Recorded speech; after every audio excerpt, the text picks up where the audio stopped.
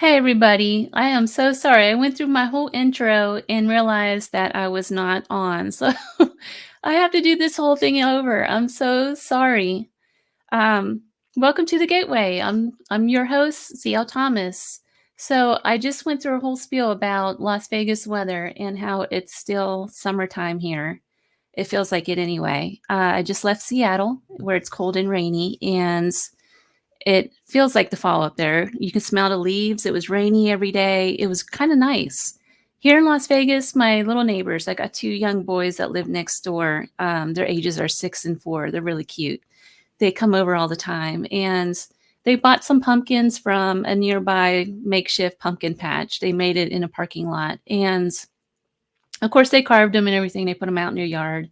And those pumpkins are already bad. They went bad within 2 days. It's just too hot here. It's been in the high 80s, and it's bright and sunny every day. It does not feel like the fall. So what I was going through just a few minutes ago is I've been thinking a lot about my paranormal life and asking questions like, what's next?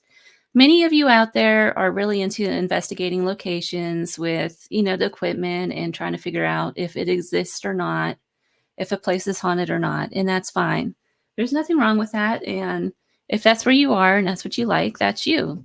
For me, I kind of been feeling like for the last few months that I kind of outgrew the paranormal in that aspect. It's not that it's not that I don't like it anymore. I just kind of outgrown it. I don't know what to say, It's left me asking a lot of questions about what does it mean and why do we experience this kind of stuff? Does it mean something better? For instance, do we experience the paranormal to experience some aspect of the supernatural to help us evolve into something bigger? Maybe it's meant to bring us onto a different course.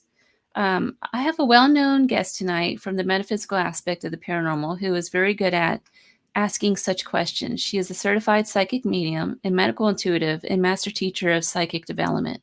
DeEtte Ranae, let me bring her up here.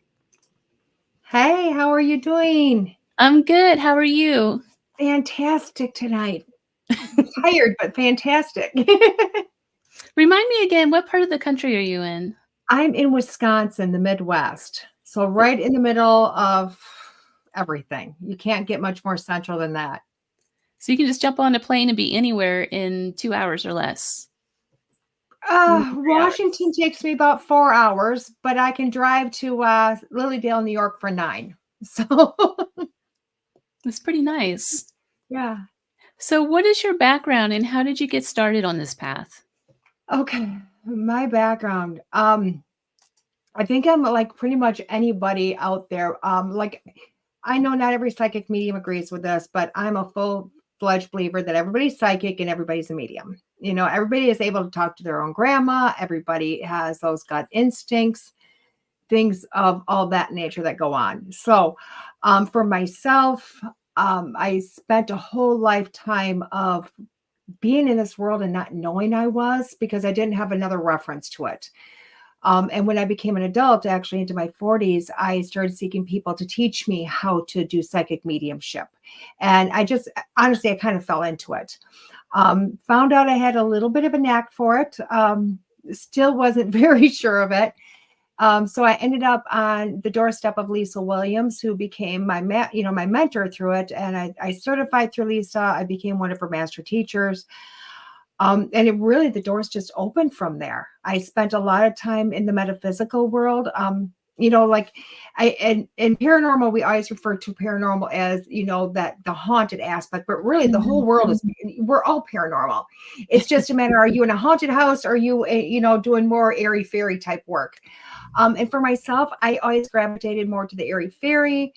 I would tell people, you'll never find me in paranormal. I like to talk to dead people. I don't want dead people to say boo. I never wanted to believe in entities. I never wanted to believe in shadow people. And I firmly believed if I didn't believe in it, it wouldn't be there, and slowly but surely I got brought into that world also and found out that no matter what I believe in, it's still there. It's just how I'm going to allow it to affect my life or how much I'm going to intrude in its life, So now I just kind of do a little bit of everything. I still teach quite a bit. I'm in the airy fairy world. I'm in the paranormal world, and I'm just enjoying life. Well, you have a lot going on. You're a nurse too, aren't you? I am technically, yes. I quit. I retired February 10th, 2020. Spirit had told me to hang up my scrubs, and I didn't know why, but I said okay, and I walked into work and I said, I'm done. This is my last night. I'm not doing this anymore. Scared to death, didn't know why. And a few weeks later, we went into the pandemic, and I went, oh, that's a good reason not to walk in there more right now. So this was recent. This is Yeah, it really was recent. Yeah, it's only been 2020. It'll be 5 years this February. wow. So that I have not been on the floor. And So that was have after you? 21 years. Yeah. It's kind of a you missed the entire COVID thing, then, didn't I you? did. I did. I will say that, you know what, I applaud all the medical staff and the first responders and everybody that really were in the mix of it. I really applaud them for that.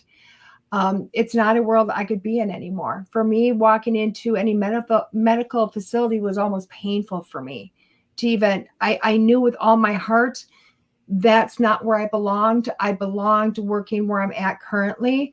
So for myself to walk into a medical facility, it tore at my soul. Is probably the best way I can say it. And I was very much supported where I was working at. Wow. I think it would be a very taxing job, taking care of and watching so much heartache around you as well at the same time. It could be, but I will tell you what, nursing also comes with a lot of rewards.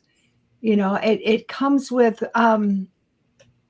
at least from my perspective, because I'm also a medical intuitive. And obviously when I was working, I didn't realize I was a medical intuitive, but I would feel my patients inside my body. I would feel them if they had, an issue with the heart or issue breathing or pain. I would actually feel that and would respond to that. And so I could go and assess them, see what was going on with them, and find out what the problem was maybe a little bit quicker. It also helped that if I had a patient passing away, to be there with them. Oh, that's So really neat. I got the benefits of nursing also. So Were you able to help them with the with the paranormal, using the paranormal somehow as well, aside from being able to sense what was wrong with them, but maybe they were ill enough, like terminally ill or something like that? Were you able to help? because most of my career I did agency work.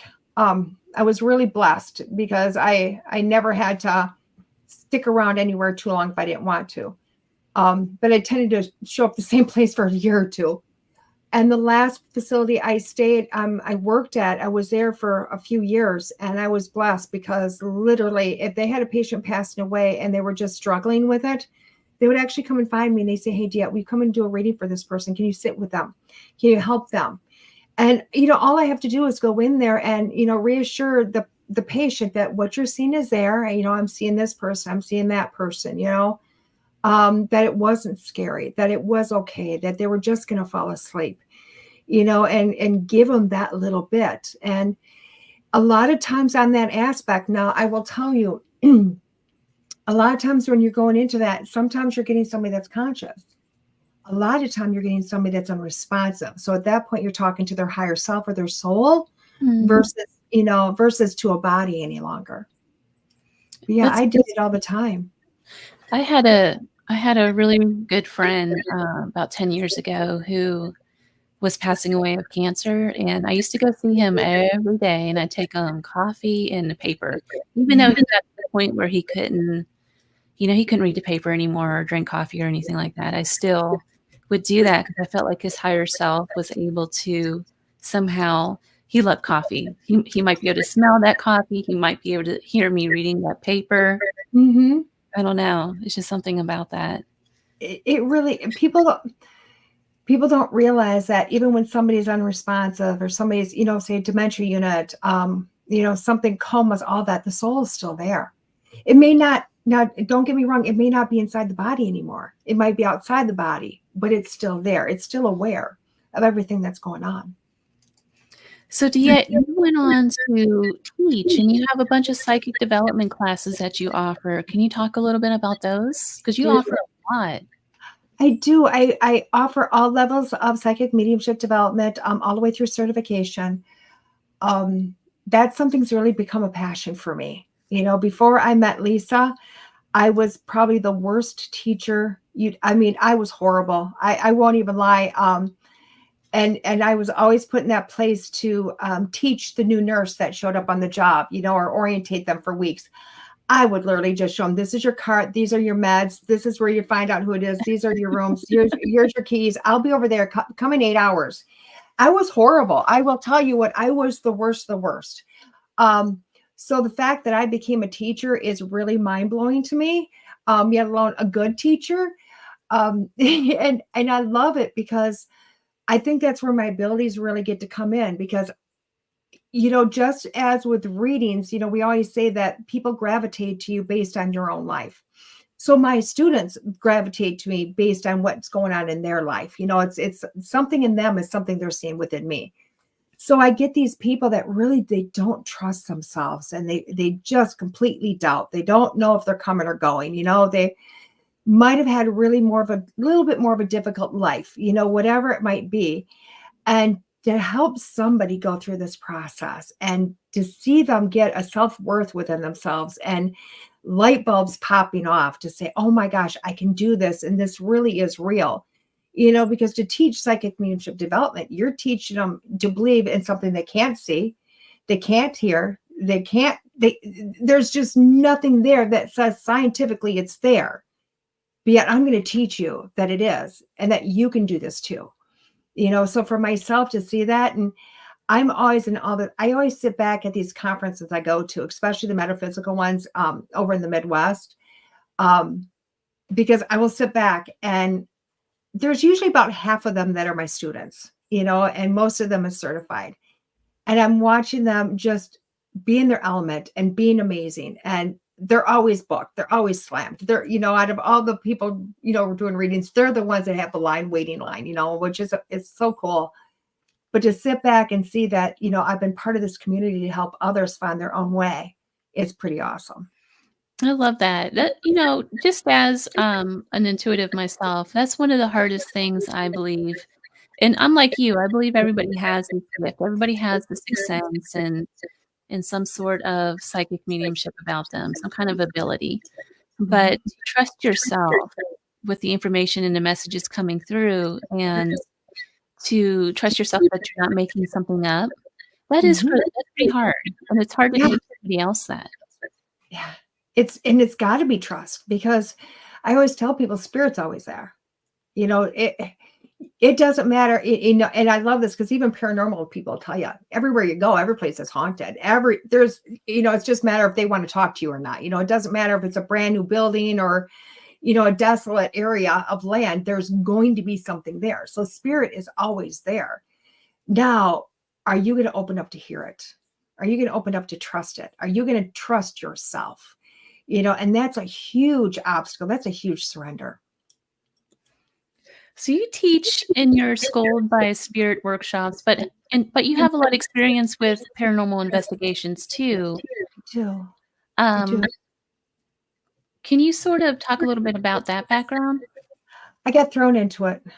Spirit did it to me. I will tell you this one. I mean, Spirit and I have had some conversations because I am stubborn. I fight with my guides. Like, I will have outright, I'm pointing my finger and I think they're pointing back at me. I'm not going to do it. I'm just not going to do it. And I told them for years, I'm not going to go, and I will talk to dead people all day long. They say, boo, I quit. I run. I'm going to be the first one running for dear life. Because for myself, when I was a child, I couldn't see, I wasn't seeing in my mind. I wasn't hearing. I could just feel all the spirits around me. I could feel the fairies. I could feel it all. And it was terrifying to me. I mean, that world to me was just the devil's work, because to me, it was so scary. And as an adult, I thought I had control. I wasn't going to do it. And Spirit was really funny because I was at this conference up in Superior, Wisconsin, and did some just amazing readings. And I always say every reading's amazing, because if you help somebody, it's an amazing reading. And after this conference, this lady gets a hold of me and says, "Will you teach me?" I said, "Oh my God, I would love to teach you." And so I sit down and we have a conversation, and I find out she's an actress, she's an amateur actress, but she wants to use it to go ghost hunting. And I went, mm-mm, not doing it, not doing it. And she was just like, "I won't involve you. I just want to get to know my skill." Ah, fine, fine, fine. Okay, I'm going to teach you, but I don't want nothing to do with this. She guaranteed me those lines would not cross. And the first investigation she went on, while we were in classes together, she gives me a call. I never even think that she's on an investigation, and she gets a hold of me and she goes, "DeEtte, I'm at this building. I'm terrified. I don't know what's going on. I don't da da da." And I just go into naturally start reading. I don't even think that she's in this insane asylum someplace, and I go off telling her all about it. Da, da. He's just a really upset guy. He's not like an entity. Da, da, da. And I just go off. Da, da, da. I just keep going. And she's like, "Oh my God, thank you so much. I can deal with this now." And we ended the conversation, and I go to bed. And the next morning I woke up and I went, "They got me. That's not right. They tricked me." So I told her, "Don't you dare do that again." And she promised she wouldn't. And a few months later, she did it again. And that one, it came a little easier. And then I told Spirit I wasn't going to do it. And then they brought me Rob Thompson. And I went, "Okay, Rob, not going into your world, but I'll teach you." And next thing you know, I'm doing Zooms for Rob. And I'm on location and I'm going, "Okay, I've just walked into this world." So for me, that's how I got started in it. It really was kind of, I will tell you what, Spirit tricked me. I'm gonna that's my side of the story. They will probably tell you another one, but my side is they tricked me and I fell into it.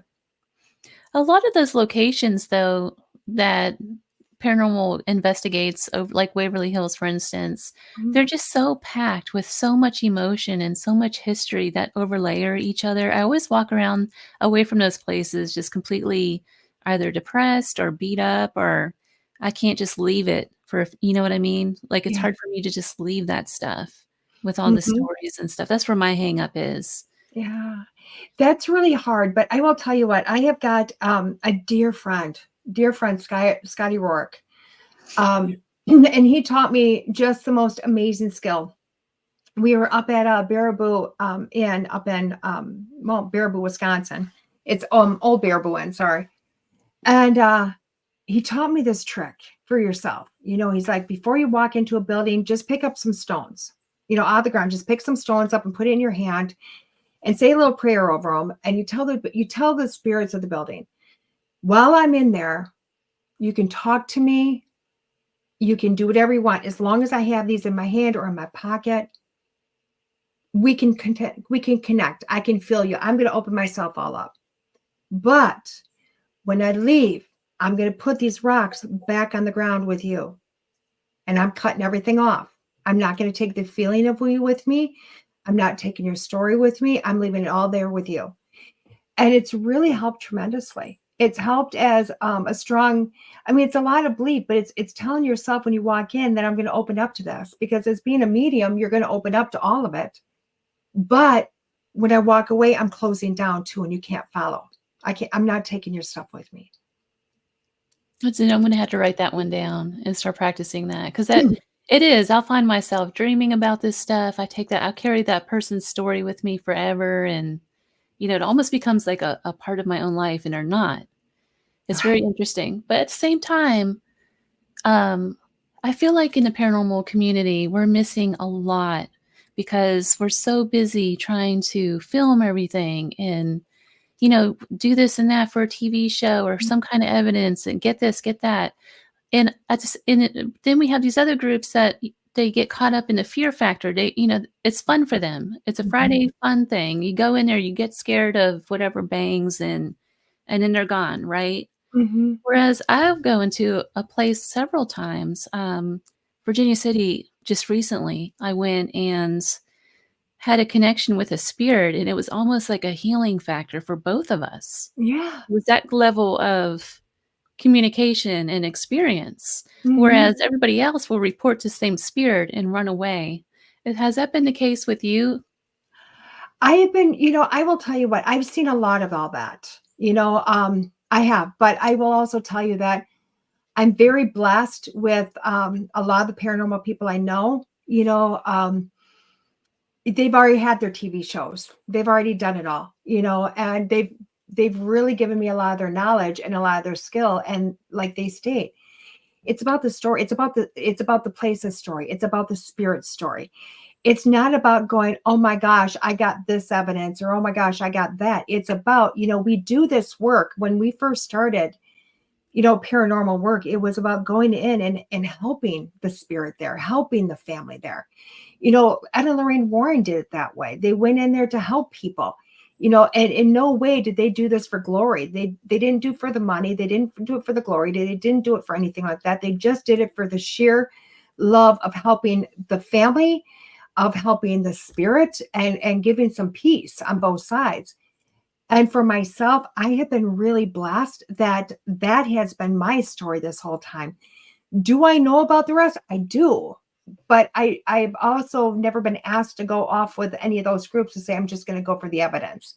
And I think if I did, I'd probably turn around, walk away, just because my nature is I want to help. I want to help. I always tell people, yeah, I'm a medium. Yeah, you're going to pay me, but it's your loved one that's hiring me, your loved one that's found me. I'm here to help them on the spirit side, and they're asking me to help you.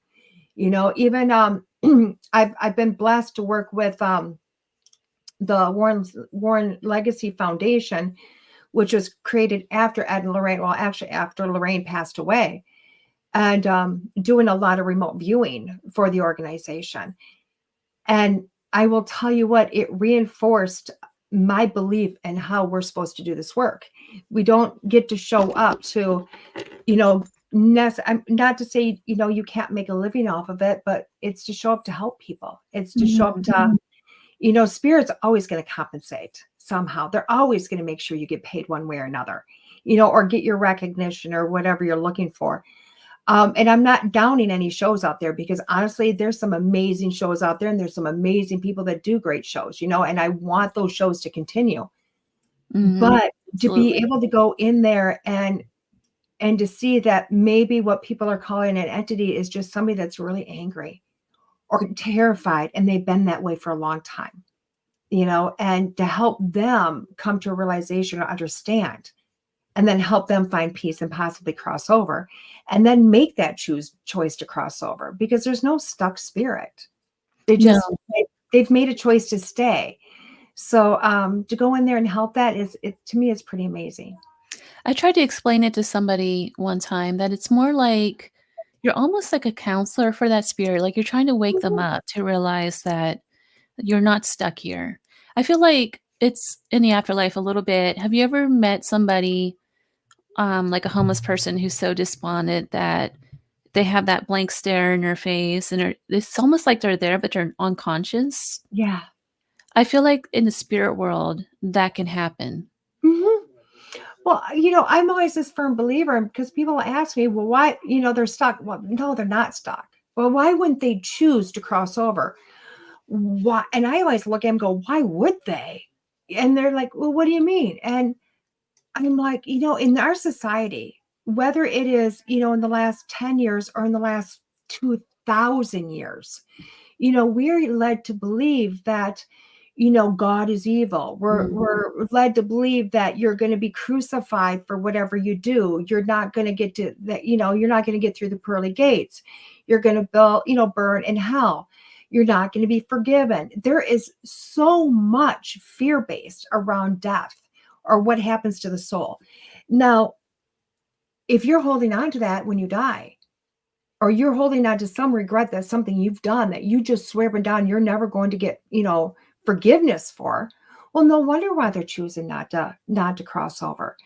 Now, this isn't every soul. Really, it's so few that choose not to cross compared to what do cross over. but it's a lot, or you get the ones that are just so angry. You Mhm. get ones that just maybe didn't know they passed away. I've talked to some Alzheimer's patients, that, passed, and they're still stuck in that point of forgetfulness and just helping them to know what to do. So there's is many reasons why people are walking the earth. There's are as many reasons as people have chosen not to go on to heaven.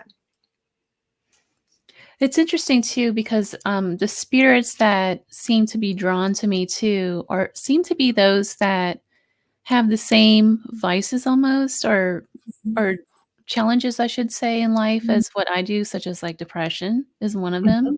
So I Yeah, draw a lot of those kind of spirits to me, yeah. which is really interesting. You'll It's like find that. I'm You'll supposed have to be that. helping them, but at the same time, it's helping me, you know? It's Yeah. very strange how that works out. Yeah. I always tell people it's so funny because when I sit down, not I mean, I'm 53 years old and I have had a very, very colorful life, with many, many, many experiences from birth until the present day. And as many as experiences I had are literally the array of loved ones that are going to come to me, and it's almost, I won't say comical, but it's very interesting because when I go into metaphysical events, or even paranormal events where I sit down and I start to do readings, there's almost always almost like I don't know what to call it, but if I start with somebody that's committed, tried to commit suicide, it's going to be suicide all day long. You know what I Mm, mean? It's going to yeah. be, it's always going to be some part of my life all day long, but to me, it's quite interesting to see how that works. But truly, spirit's picking you because you're experiencing this stuff. You know what this is, and you really are becoming an expert on this. So why would they not pick somebody that knows exactly what they've gone through or what maybe their family's going through? It's just interesting how it is. Have you ever contacted a spirit that completely changed the way you view how the paranormal works? I'm not sure I'm asking that correctly. Yeah.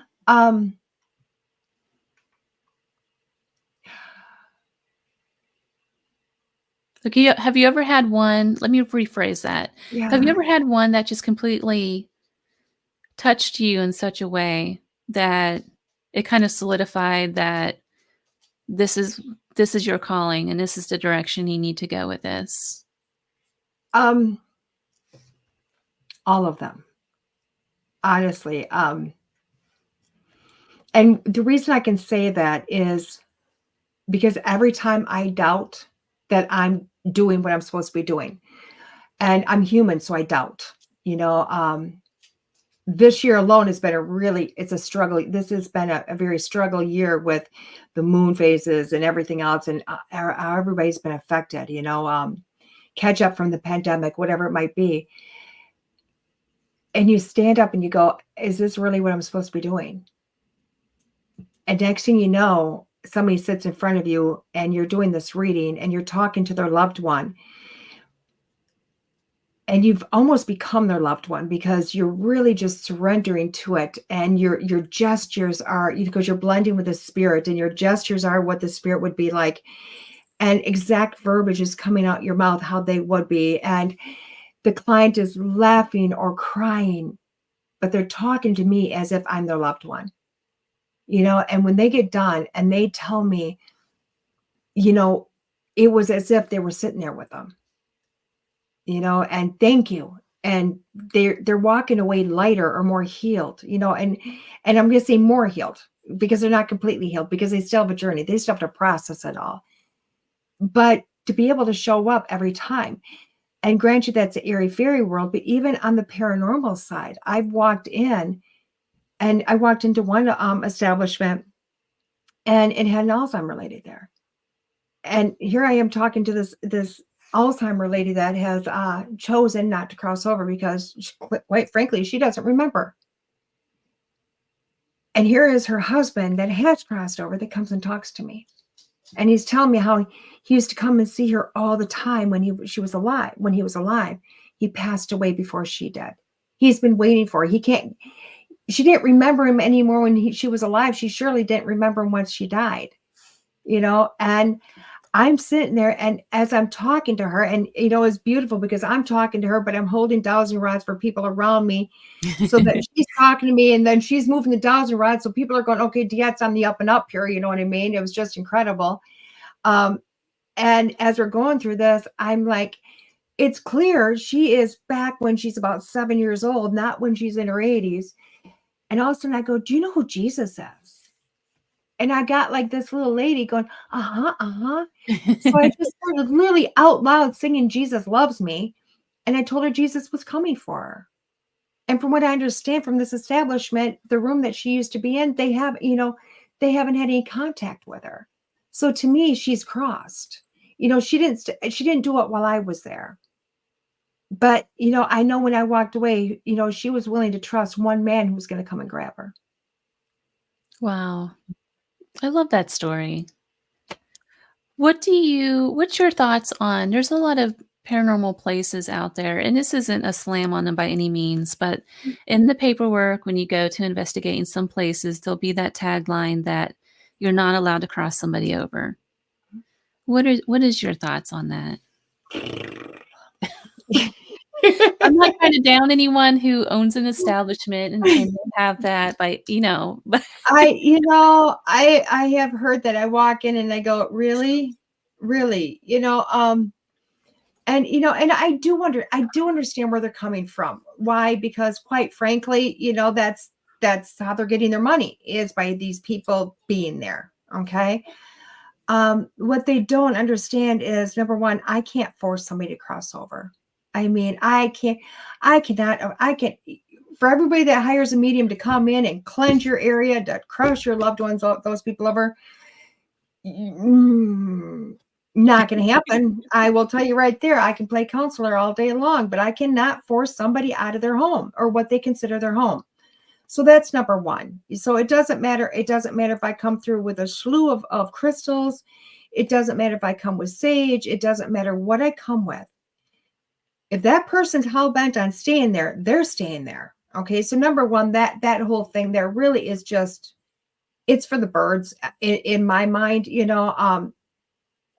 They're there for a reason, and they've got to find some sort of solace in order to cross over. So to me, I just kind of look at that like, I get it. This is just for you want your 10 people to, but I can't force them to leave anyway. So telling it to me is like, it's falling on deaf ears.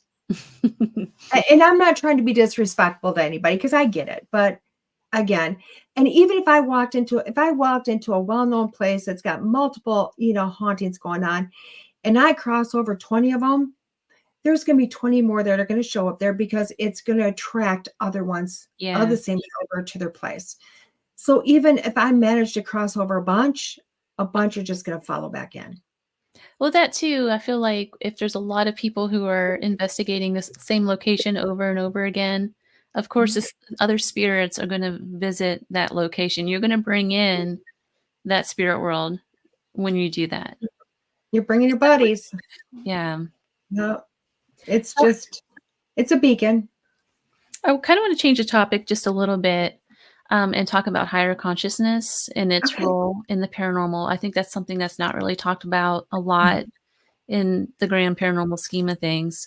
How would you define higher consciousness and what role does it play in connecting with the spiritual realm? Okay, for me, higher consciousness, I always think it's wonderful because to me, there's multiple different terms, and they all basically come to the same thing: higher consciousness being your soul. Okay, and kind of getting into that great realm of things.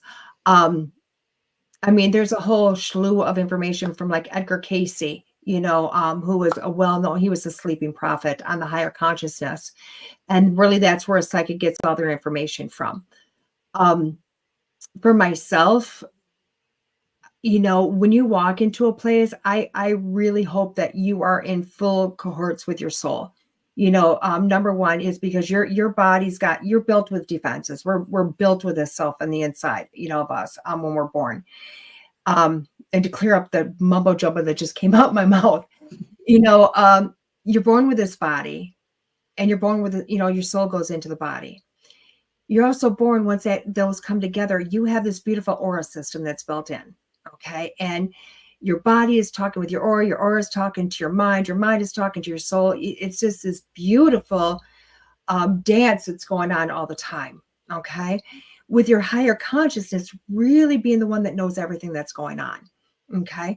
So for myself, number one, when I walk into a facility, any facility, I'm really in connection with what's going on with my body, because my body's my barometer. Okay. It's really telling me if I'm in danger or not. It's my instant right here. But it's getting its information from my aura. Okay. And my aura is out there. It's feeling everything, it's pushing around, it's gathering information for me. And it's all coming together because my soul is what is going to be able to talk to it all. Okay. So for myself, when I'm walking into a place, I've got multiple things going on within myself in order to have these conversations. You know, I also am a firm believer that when I am working with my higher consciousness, when I'm going into these facilities, I'm going to get the best results. I am going to see things coming at me before, that danger aspect comes in. You know, Cindy Kaza is a good one to watch for that. I mean, Mhm. I've never met her in person, which is, I'm going to one of these days, but I she's a met great, her once, and she's a very lovely person.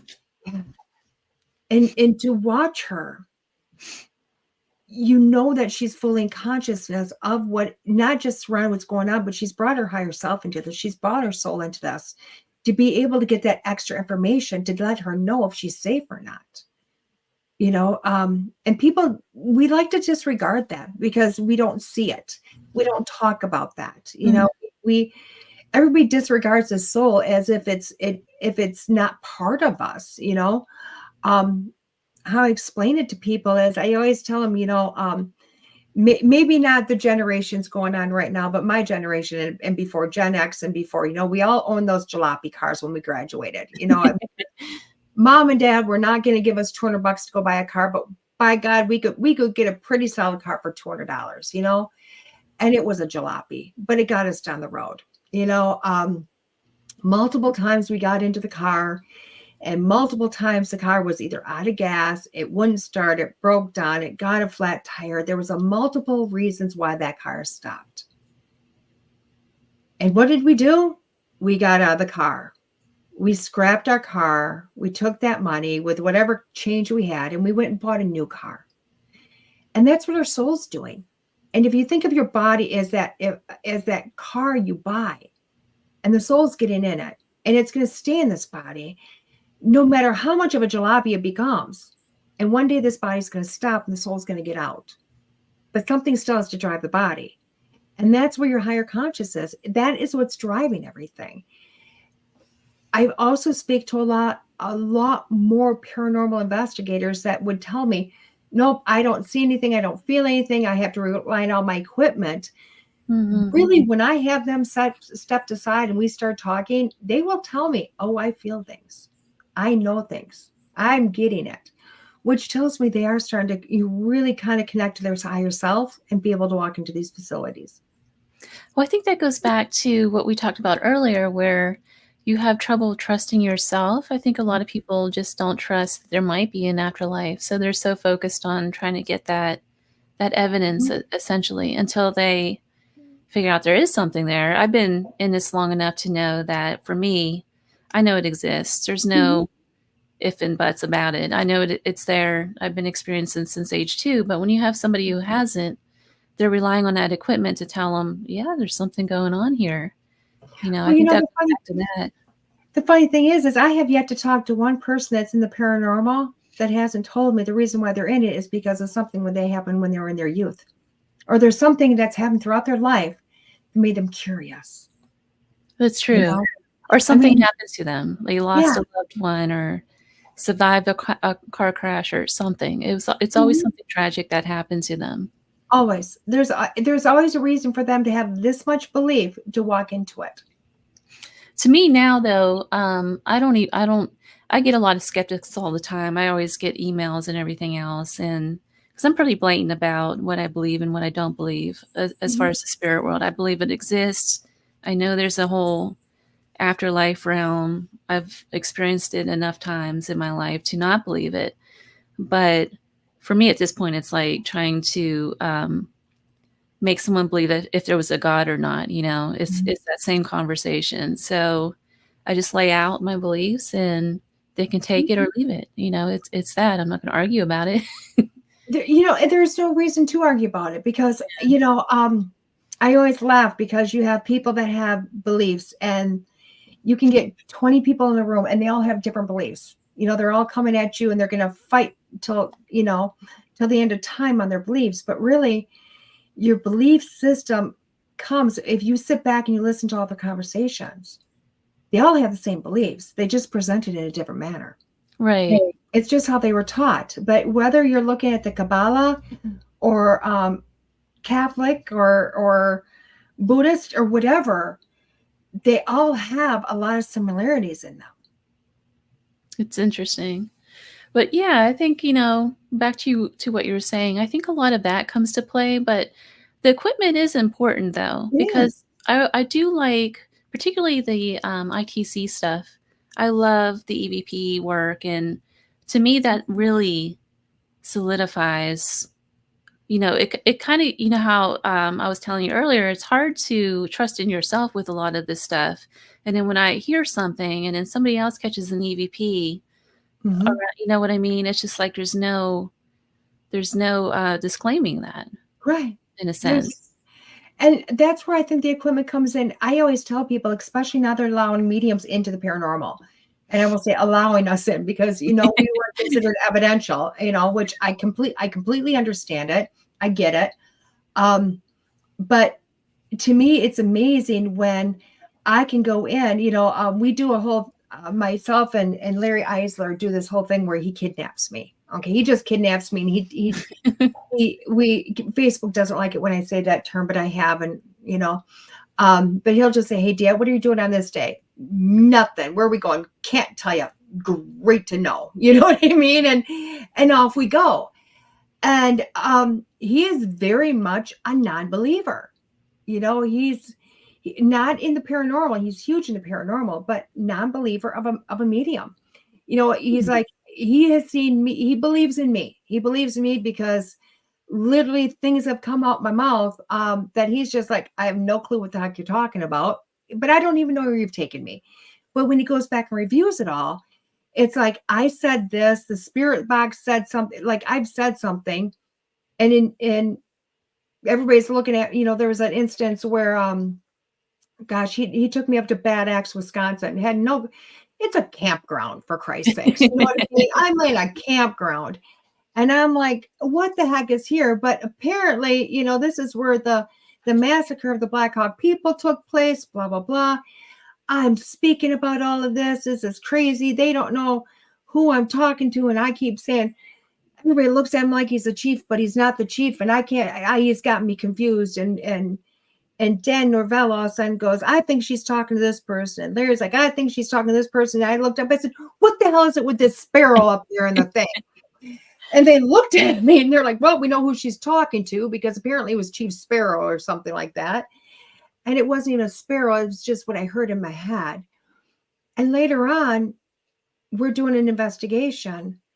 And I kept going, I have the father. I have the father. Who's the father?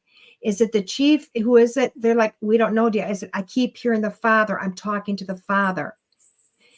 And we ended up letting it go because nobody could verify who the father was.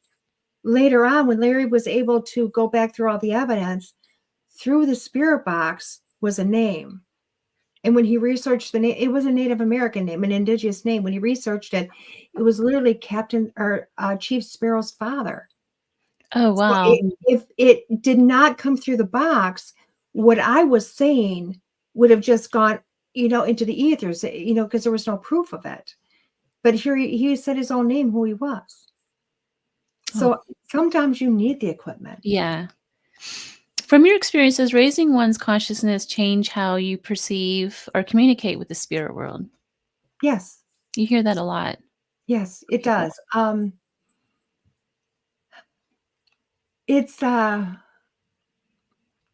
do it on the simplest of terms. um, when you're if you look at your raising your consciousness as if a person's maturing, okay, through life, you know, your truth when you were 18 is different than your truth when you're 30, which is different than your truth when you're 50. Mhm. You know what I mean? Um, the situation doesn't change. Your maturity and your wisdom is what changes. How you see things, how you deal with things, how you handle things changes. And as you are maturing on this planet, as your soul is maturing, and as you're getting more knowledge, more revelations, more like just aha moments that you really can't explain to anybody. But you can almost feel your soul getting smarter. You can feel a maturity kind of raising. The information you get gets different. You know, your readings, for myself as a reader, those have changed. I used to do readings that were strictly, I seen if you were going to get a new job, if you were going to get a raise in the job, I mean, beautiful readings. People need that information. Is he cheating on me or not? Yeah, a lot of those. And again, we need that information. So I'm not knocking it, but I will say predominantly more of my readings are no longer, you know, am I going to get the relationship? But it's more of why you're not in a relationship. It's helping somebody to see more depth of themselves to bring them to a place of healing. So How could that there's this whole idea of the collective conscious. mhm, How does that come into play they're everywhere. in the great scheme? I love it. It's so amazing. I always say there's more than one collective consciousness. Um, they're there. They're there and they're everywhere. And I'm going to say there's also multiples. Okay. Um, there's a beautiful lady out there named Sarah Landon, and she speaks to her her higher conscious, her collective conscious group. And off the top of my mind, I can't remember the name of them. I can't even remember why I can't remember the name of it, but she's got her team of multiples. Okay. And I can remember telling a friend about that. And she goes, well, that can't be because I channel that group. And I had to sit back and I went, okay, I don't understand what you're talking about. So I had to go into my own meditation and found out I have a set of 12 I talked to. Thank you. It's a council, Tim. Thank you. Because I was hoping Tim was watching. He could tell me. But so you look at it, she calls them the council, okay, which is a collective consciousness of higher level beings on the other side that she communes with or she speaks with. I have a set of 12 that I speak to that are no way her group, you know? So when you're looking at it, a higher consciousness or higher collective is a group of higher consciousness beings on the other side that you personally work with to have peace, that you're part of a team with. I just want to mention Tim Bear. I just love him. He was a guest on this show too. So wanted to say hi, Tim. Yeah, well, Um, you're gonna have to have him on again because he's going to book 2 now. really? Oh, yeah. Busted him out. Sorry, Tim. Tim, you'll have to come back. I got some openings for December if you're listening out there. Would love Oh, to have you back on. Um, he's a dear friend of mine, so very dear friend of mine. he says, "Hey, ladies." He's not getting out of it. It's okay. He knows it. He totally distracted me. So what I wanted to mention is that, and we're kind of running out of time already. I can't even believe it. You had mentioned that you had taken remote viewing classes a while back, right? No, I didn't take them. I just became You- a remote viewer. It'd been Okay. easier if I took in class. Yeah. That is something that just came natural to me for some reason. There is a course and it's called The Gateway with the Monroe Institute. Are you familiar with that? I am not. It's an old program from Robert Monroe. He started it back in the 70s, 60s or 70s. I can't remember. It's that time period though. And the Okay. whole idea was he was training soldiers to be able to tap into higher consciousness, to be able to see um, like, for instance, maybe Russian information. What they were, Mhm. he was trying to train them to look for contraband that was coming over on the ships from Right. Cuba and places like that. Um, well, it caught on, and people figured out pretty quick that you can tap into your higher consciousness and work on psychic abilities, mediumship. If you wanted to work on a book, kind of like what Napoleon Hill did, he actually channeled an entire book, Think and Grow Rich. The whole thing Mhm. was channeled. Um, he really believed in that, and just from I've taken this class, and it's true. It like teaches you to get into that meditative state Mhm. to go from right to left brain very fairly quickly to be able to get into channeling and communicating with spirit. Yeah. I just wanted to Yeah. put that out there and see if It's you knew about that. I didn't know about yeah, I do know about the programs where they were teaching soldiers. I also know about the programs where they've brought psychics in to remote view things, for strategic battle reasons and whatnot. Um, but no, I mean, I'm a firm believer. Like I said, one of my favorite people in history is Edward Casey. And if you follow him at all, you'll find out that, he would talk a lot about getting more accurate information because you're going to your higher consciousness. I mean, this body is really not doing anything. It's all, again, it's my aura. It's my higher consciousness that's bringing all the information in. So I think I've already asked this, but kind of lost my train of thought because I got onto that whole different thing. So what do you have coming up next, and what are some of the projects that you're working on? Well, we have a huge project where I think it's huge anyway.